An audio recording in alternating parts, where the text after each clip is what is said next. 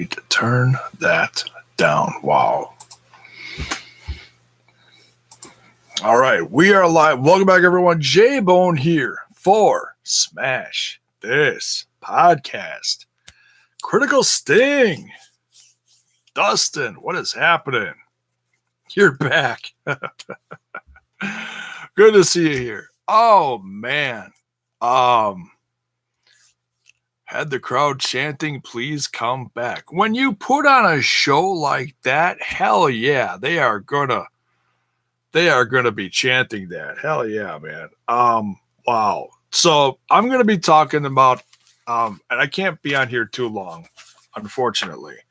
But I am gonna briefly talk about what happened tonight at Impact Wrestling's Impact Plus special Unbreakable. If you're wondering about the regular Twitch/Pursuit showing, you could always catch me doing that with the Total Nonstop Impact fellas if you haven't been here in a while.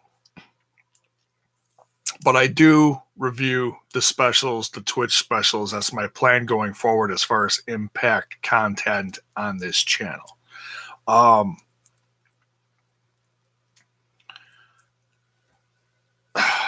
Man, that last match,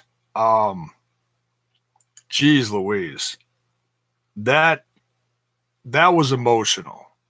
That was some serious emotional shit going on there. Oh my God.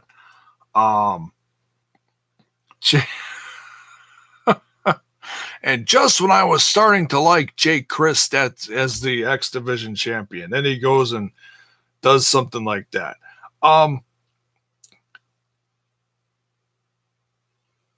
It's amazing the emotions that wrestling can put through your body when you're watching something, when the storytelling is done this good. I mean, I'm a grown man, and I had a lump in my throat at the end of that match when Tommy was talking about Tessa, and he really put her over. And I gotta tell you,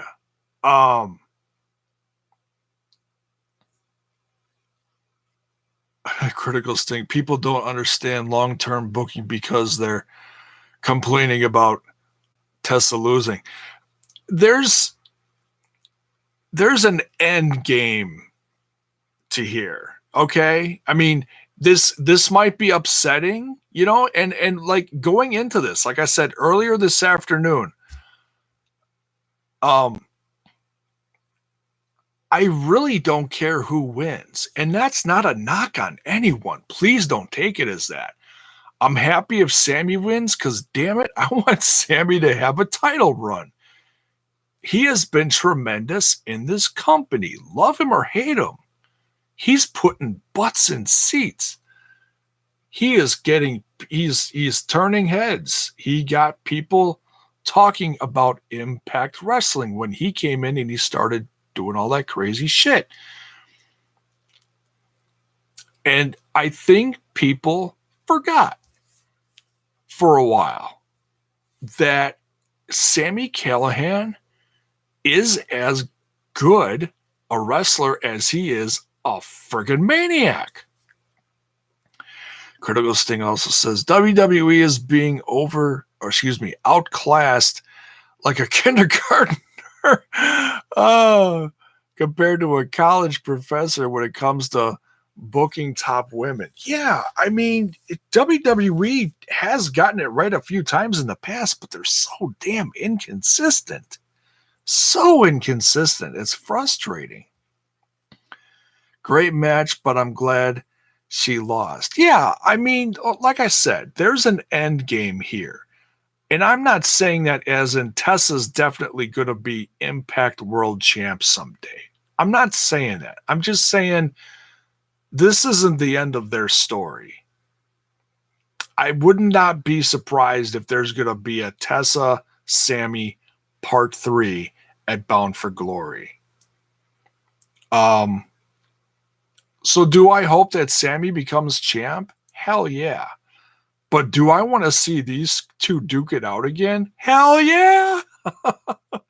That match was freaking amazing. Let's jump back at the chat here for a minute. Great, man. Okay, read that. Tessa will be the one to beat Sami for the title in the future. Probably. I imagine that. I like Tessa, but it's Sami's time to shine and also OVE's time to shine. Yeah, I agree with that. Yeah, like I said, yeah, I want Sami as champ, you know. Tessa's a star, no doubt about it. She and Sami killed it again. Absolutely, absolutely. This made Tessa even more over. I totally agree. Totally agree. Impact always outshines WWE main event, both in booking and in-ring wrestling. Yeah, and like I said, storytelling was so critical here. Those two told in almost a better story tonight than they did at Slammiversary, in my opinion. Take my money. Hell yeah. Samu versus Cage at so you think you mean Sami versus Cage at Bound for Glory. Yeah, it could be. Unless he beats Brian earlier. Because they were kind of talking about some, the injury status of Brian not sounding so hot. I don't know. We'll have to wait and see. Whose voice was that at the end of the show? The crowd. It was just whoever their MC is. I don't know. Ring announcer, MC for the evening. Could be a local guy. I'm not sure.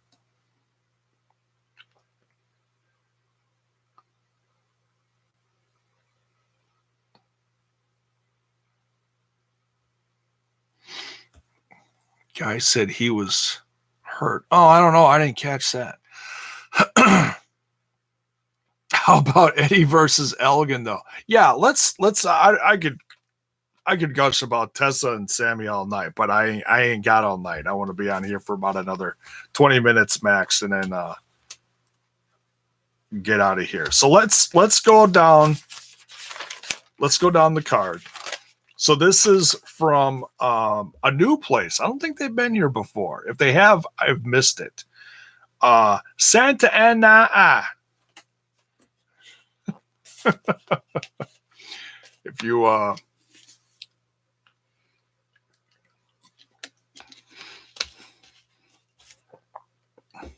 god, who's the puppet guy? He has all the puppets. I can't think of who it is. I was gonna say Jeff Foxworthy. That ain't right. But anyways, Jeff Dunham. Jeff Dunham. If you are a fan of Jeff Dunham, you got that joke. Santa Ana, California. I was looking up earlier. I was like, man, where is that in California? It's just south of LA. So they're gonna go west, north, up to LA, and then I'm not sure where the last one is. It's TV taping. This started out. Now someone's got to fill in the blank here for me. It was Watts and Chris Bay, which they actually looked like a pretty good team together. I'm familiar with both. I'm a fan of both. More Chris Bay than Watts. I haven't seen Watts too much. He worked. My introduction to him, honestly, was he was working security at Lucha Underground. So he's a West Coast guy, as is Chris Bay. I've seen Chris Bay do Impact Wrestling tapings before. I've also seen him on Ring Warriors when that was around. Unfortunately, it's not around anymore. And I've seen him in clips, matches on across social media. It was against now, he wasn't the librarian here, and this was interesting. This is an AEW guy, Peter Avalon. I wouldn't overthink this too much. It was just kind of interesting that he was on an Impact show, but it was on the app, so it wasn't on a TV, so I don't know if there was a big deal there. Whatever. Like I said, I'm not going to overthink it. I didn't catch the name of the guy that was with Peter Avalon. They called him PP Ray. Is that his name, or was that the name of the tag team? I wrote it down, but I was a little confused. If you guys know Ray Rosas, okay, thank you. I probably mispronounced that, and I apologize if I did. I think. Okay. PP Ray is the tag team name. That's a horrible name. My goodness. That just sounds like weird. I don't know. I know oh my goodness. And then it's got to be a silly gimmick thing. They were stuffing the dollar bills in the trunks or whatever. Championship Wrestling from Arizona and Hollywood Talent. Yes, like I said, West Coast guys. But that was cool. That was cool that they featured them. Don't be surprised if they end up on some future tapings. In fact, there's a few guys here I would love to see more of. I shouldn't say obviously, but I don't think we're going to see Peter Avalon for specific reasons. I don't have to go into that. But I would not be surprised. I wasn't really what was Ray? We'll just say Ray. I wasn't overly impressed with him, but the audio was out for like half of this match. They were having a little bit of audio trouble, so that kind of took me out of the first match, but I was paying more attention. I shouldn't say obviously, but I was paying more attention to Watts and Chris Bay. But yeah, PP Ray came out on top here. About halfway through the match, they finally got the sound going. I don't know if it was just me or if everyone else had that issue too. Lucha Underground is underground. Yeah, I think they're pretty much done. And like I said, it's Hollywood's fault. They had a great show on their hands. The fans loved it, and it just got brushed underneath somebody's rug. Unfortunately, it's sad. So yeah, nice opening match. Didn't blow me away, but it was, like I said, it was nice to feature West Coast talent. Next we had a five-way, is that a fatal five-way they call it? I guess fatal five-way.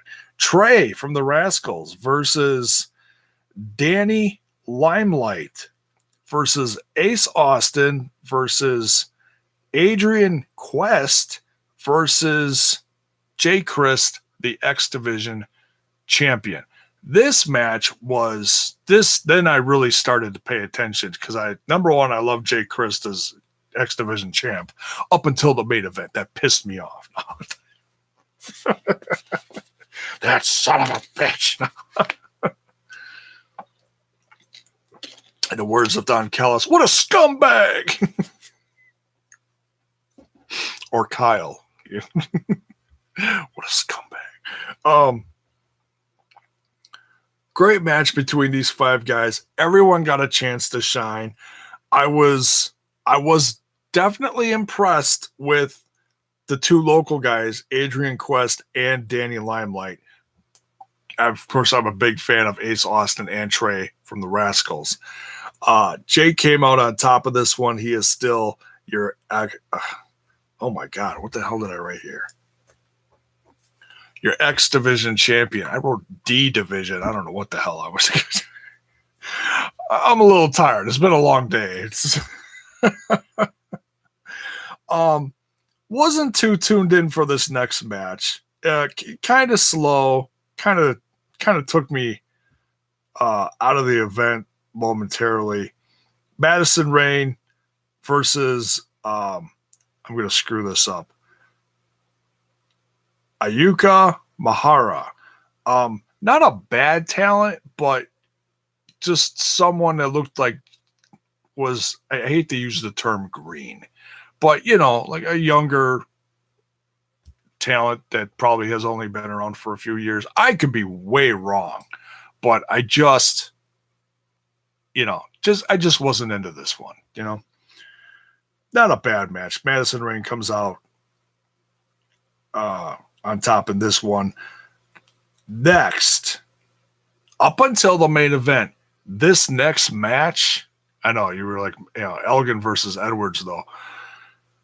This match was match of the evening up until the main event, in my professional podcasting opinion. Elgin versus Eddie Edwards. Oh my God.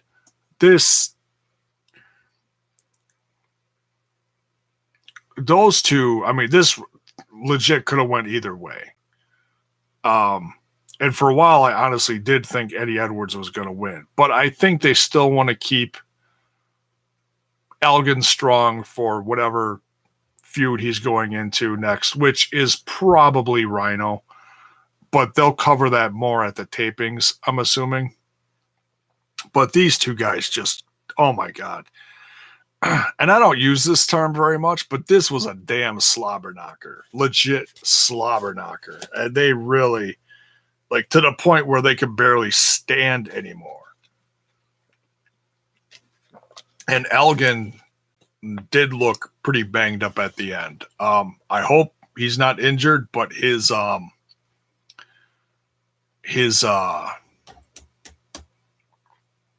knee looked like he was giving him trouble at the end. I don't think it was. I mean, he finished all right. He finished strong, but he did not look 100% at the end of that match. So I hope he's all right. And it's the one he's got a brace on, which so that kind of worries me. So hopefully he's okay. If it's just telling a story, if people report on this shit all the time, like, oh, so and so was possibly injured. We read that article a billion times. So we'll see if anything comes out of this, but unbelievable match. Michael Elgin wins with an Elgin bomb.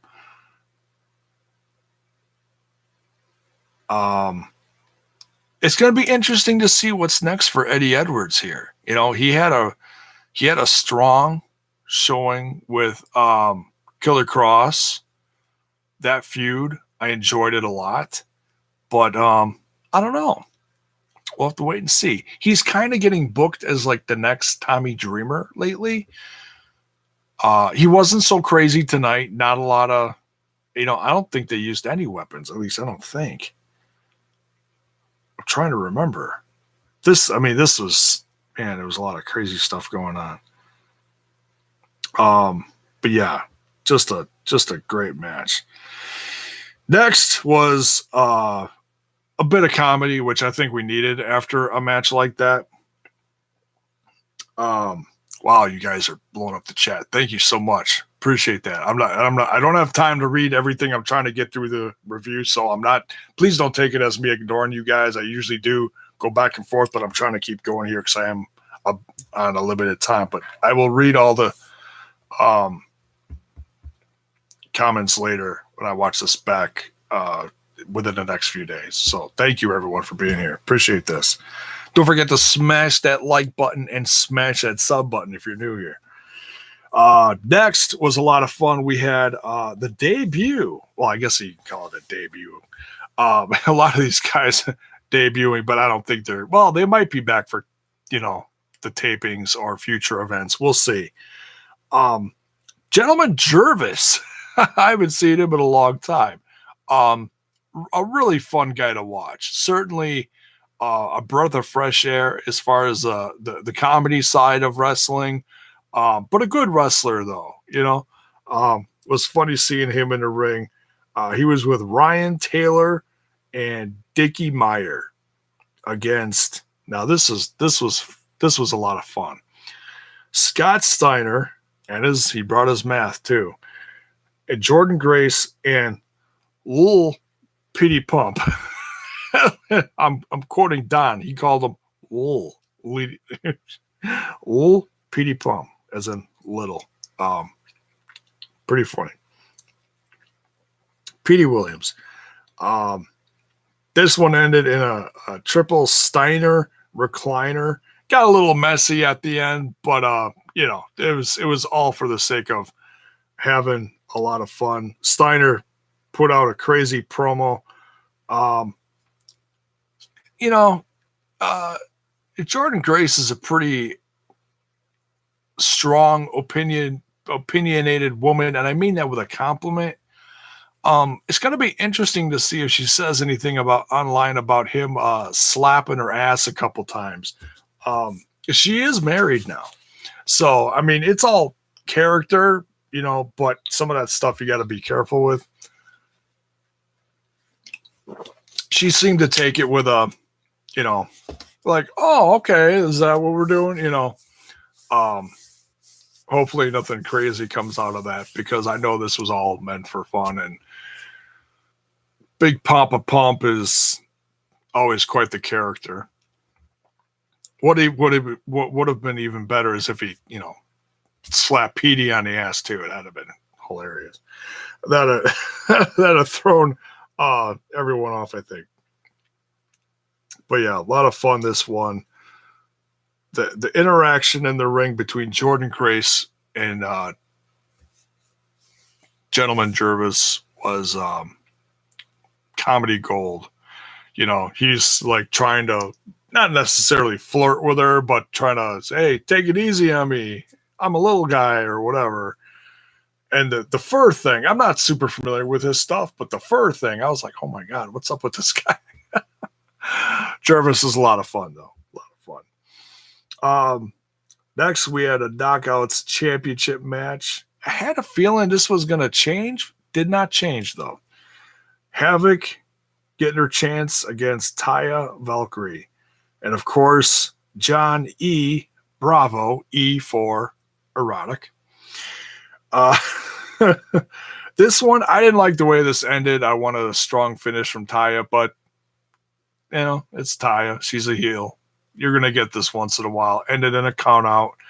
But these two had quite the slugfest.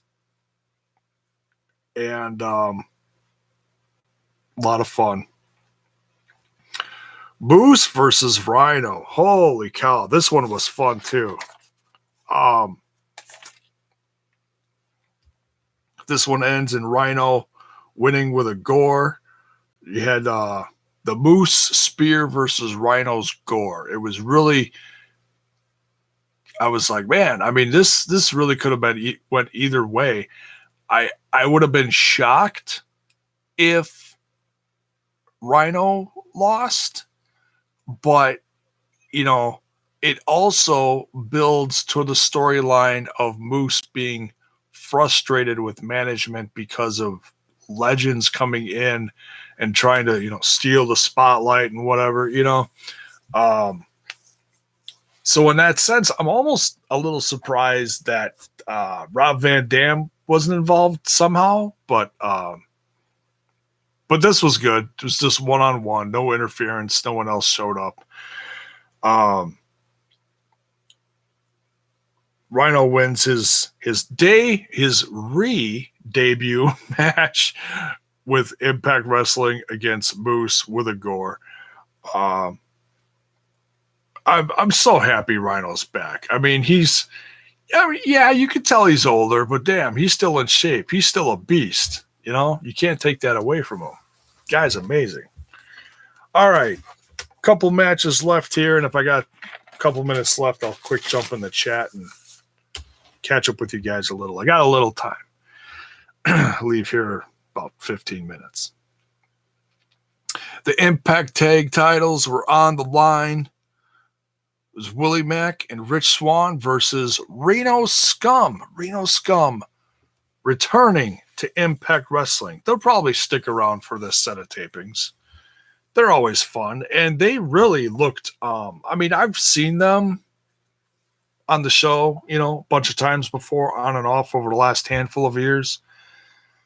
They really looked on this time. I mean, they had their shit together. Oh my goodness. Like they looked like they were having a match and they were trying to get signed. That's what they looked like. They looked very strong in this match. I mean, all three teams looked great.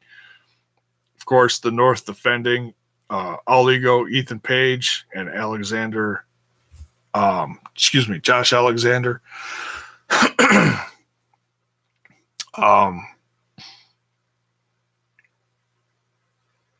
Trying to think something that stood out here. Honestly, if you really want to overthink this a little bit, I'd say Reno Scum probably had the greatest chance of winning here because they've been a tag team for a much longer time than anyone else involved in this match. But the North pulls out a win here. Really no surprise. They just got it. I'd be shocked if they,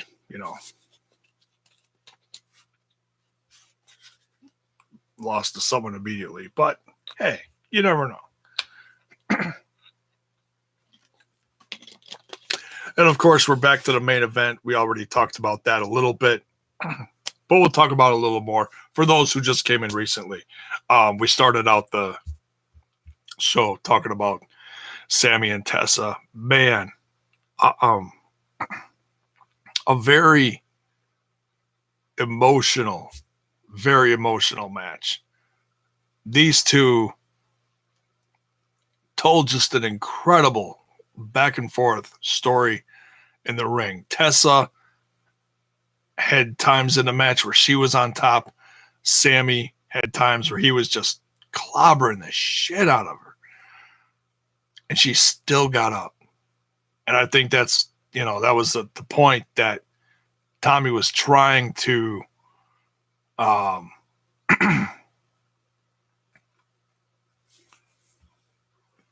put forth, that she's, when they finished this match, I was like, damn. Tessa, because, it's all a matter of opinion, People say, oh, this woman is the best. That woman is the best. I gotta say, watching Tessa headline a couple of wrestling matches with Sami Callihan, damn. She just might be the best women's wrestler, or one of the top wrestlers, period, today. Not that she wasn't already one of my favorites, but I always felt like she had a little more room to grow, that could be anyone for crying out loud. But to be in a ring with a guy like Sami, if she's only been in the industry for what, 5 years? 4 or 5 years, whatever it's been. And to put on this kind of match with Sami, damn. Just amazing. Smash that like button if you thought that was match of the night. Like I said, up until the main event, Edwards and Elgin was match of the night, because those two was just, wow. Just blew me away. And then Tessa versus Sami happened and just, I don't want to say crushed it, but it was definitely as good and told just an amazing story. All right, let's jump in the chat here real quick. Holy shit, you guys are blowing it up. Thank you so much for everyone joining here. Really appreciate it. Championship Wrestling. Okay, we talked about that. Hopefully, by Bound for Glory, Impact will introduce their move to Access TV at the start of 2020. Yeah, hopefully. I really hope so, because it came out in the news today that the talks are actually still going on. They're not dead. But honestly, with everything going back and forth, I'm kind of taking this with a grain of salt. Not saying that whoever reported it was lying, but it's like, we'll know when we know. Impact will tell us, because there's non-disclosure agreements, of course. No one's going to talk about anything. Hey, Limelight, is Lucha Underground dead, or are they trying to find a new TV home too? Hollywood's fighting over that show right now. contracts are all but done. People are getting out of them. Phantasma just got out of his. I don't think there's hardly anybody left under contract. 2020 was like the time limit. So yeah, it's sad, but yeah, it's pretty much dead. It's in Hollywood's hands right now. I'm not saying it's impossible to come back, but it's going to be damn near impossible because everyone's getting out of their contracts and everyone's getting signed, but with the exception of a few people. So, hey, good for everyone. You know, it launched a lot of international careers, that show. Truth, you know. I think Jarvis is great. He started in Chikara like Dark Order did. Oh, interesting. Did not know that. Well, I know he was associated with Chikara. I just haven't watched it much. But I didn't know that about Dark Order. That's interesting. El Rey is done as well. Yeah, I haven't watched anything on there, honestly. I haven't watched this week's show yet. That's okay. Neither did I. I watched Unbreakable, so don't feel bad. I'll be watching that probably Sunday or Monday. Why was Sue Young singing creepy stuff? I don't know.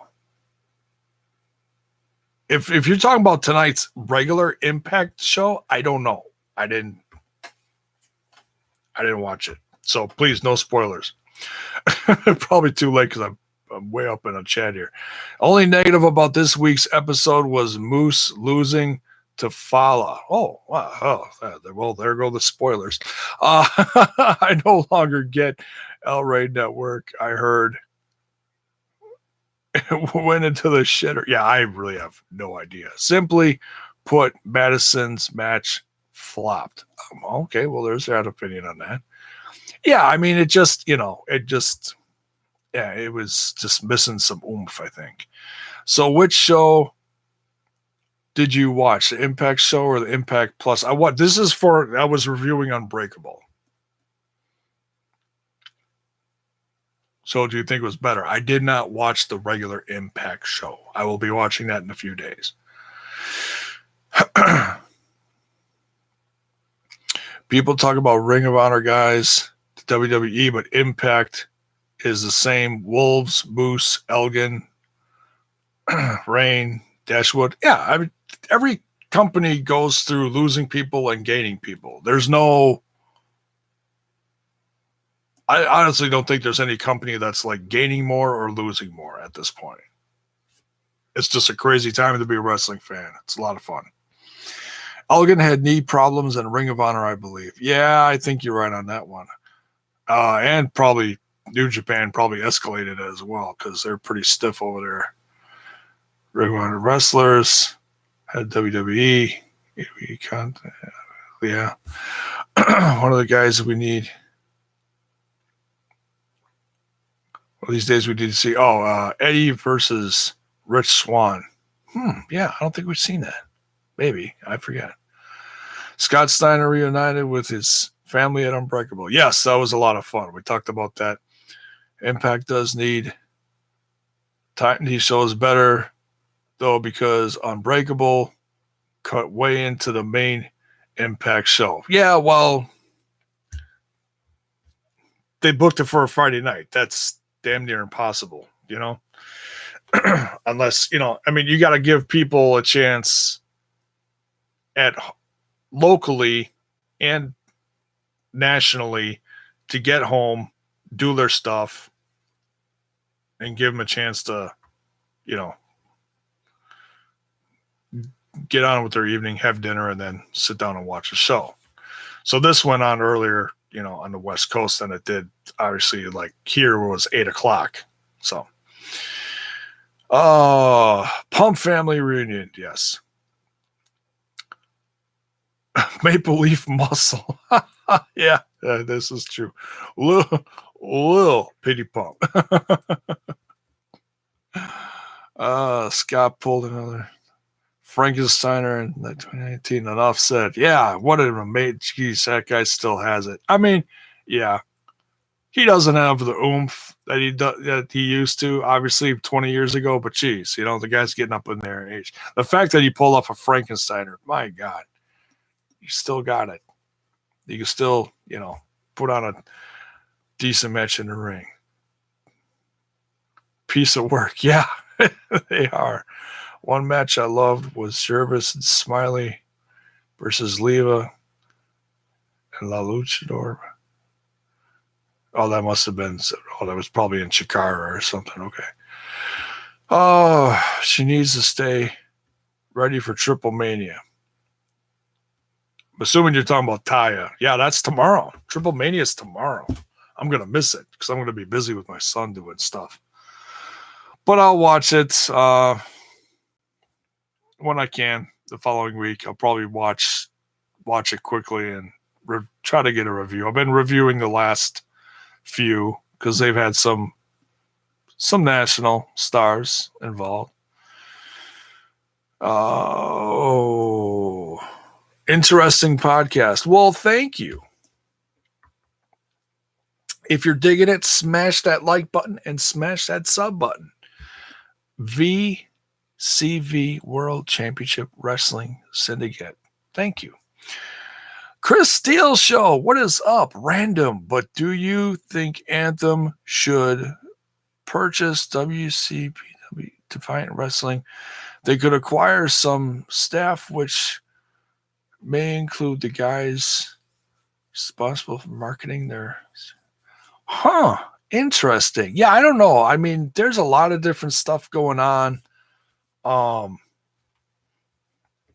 In the UK scene, NXT UK is blowing up. They're getting more talent. I'm not sure what's going on with WOS, World of Sport. Yeah, I don't know. I mean, I know Anthem and the guy who owns Anthem is a billionaire. I just don't know how much he wants to invest and really expand, expand the market. Who knows? Not a bad idea. Just don't know.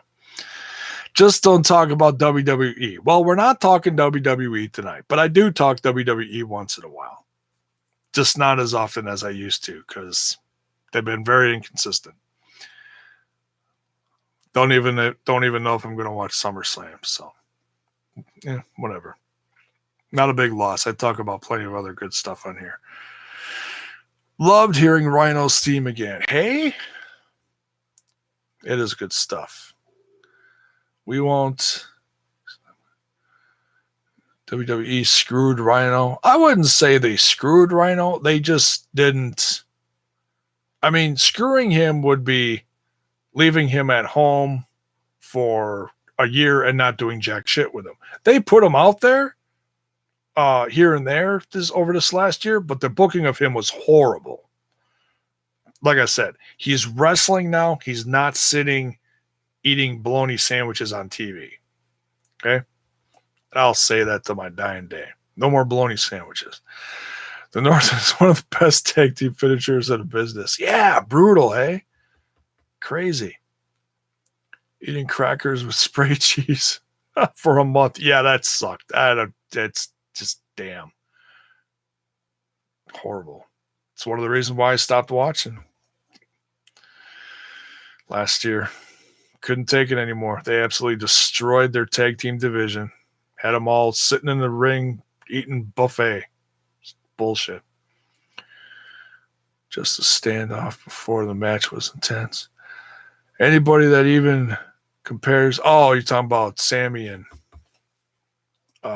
Tessa, yes. Anybody that even compares a certain man to Tessa has brain damage. Well, I mean, we all got our opinions, I mean, it's that Tessa has really stepped up lately and really we nuked the chat. Yes, you did. And, I said it earlier, it seems like she's really coming into her own. She is certainly becoming one of the best wrestlers, man or woman, out there, But, if you think differently, it's all right. It's not a big deal. We can agree to disagree. Not going to argue about it. Everyone's got their own opinion. It's all good. Oh, a few more here. We'll get out of here. I think Tessa versus Taya will main event Bound for Glory. Maybe. It might. Wouldn't be a bad thing. Be interesting. Like I said, it depends on what kind of stories they're telling and how they book it. You know? Hell, Moose could even headline it. Who knows? Who knows? Hopefully in a cage match, right? Definitely hope Impact Wrestling goes to Access TV. Go back to Thursday nights. Yeah, that'd be nice. Access TV has got a decent programming. You know, like I said, it's kind of a modern rock and wrestling. A lot of music-related stuff, and then they got a decent amount of mixed martial arts / wrestling on their stuff. So, yeah, it's a nice mix of rock and wrestling. Little country thrown in. All right, a few more here. We got to get out of here. Knockouts match never main evented an Impact pay-per-view. Well, they did have their own pay-per-view, but it was like 10 years ago. I can't remember exactly what year it was. The Knockouts did have their own evolution. I forgot what it was called. Dark Order was the Super Smash Brothers. Yes, that I know. Are you going to check out AEW? Absolutely. Very excited. If you want to know my thoughts on it, I've talked about it plenty on here. You can check out the videos. Knockouts, Knockdown. Is that what it was called? Okay. Thank you, Critical Sting. Always coming up with the little nuggets of info. Love my chatters. So, yes, I will. Yeah, I talk Impact Wrestling on here. I talk MLW. Wow, Women of Wrestling. When the new season starts up, I'll be talking about that again because I think that's a lot of fun. AEW, and I talk about WWE once in a while when something, newsworthy comes by. I don't review the stuff on a regular basis, though, just because it's so inconsistent. It's not worth my time. I already watch a ton of other wrestling, So that's going to do it for this one. Thank you so much, everyone, joining me for this Impact review of Unbreakable on a Friday night. Obviously, we're watching wrestling on Friday night. It's still a thing. So that's pretty cool. And I appreciate you guys being here. This is going to pretty much wrap it up for this week. I'll be picking up my son tomorrow. So I'll see you guys at the end of the weekend or Monday night, probably Monday night. And I'll try to get to the Twitch special. And I'll be reviewing the regular Impact Wrestling show with the guys, hopefully early next week. So watch for that. And we're going to still work on some streaming stuff, but it's a work in progress. Please stay patient because I'm working very hard at trying to learn all these Streamlab OBS thingies it's all new to me. So, like I said, don't forget to smash that like button, smash that sub button, and ring that bell for notifications so that you know when more of my content hits your screen. Have a fantabulous weekend, folks. Take care.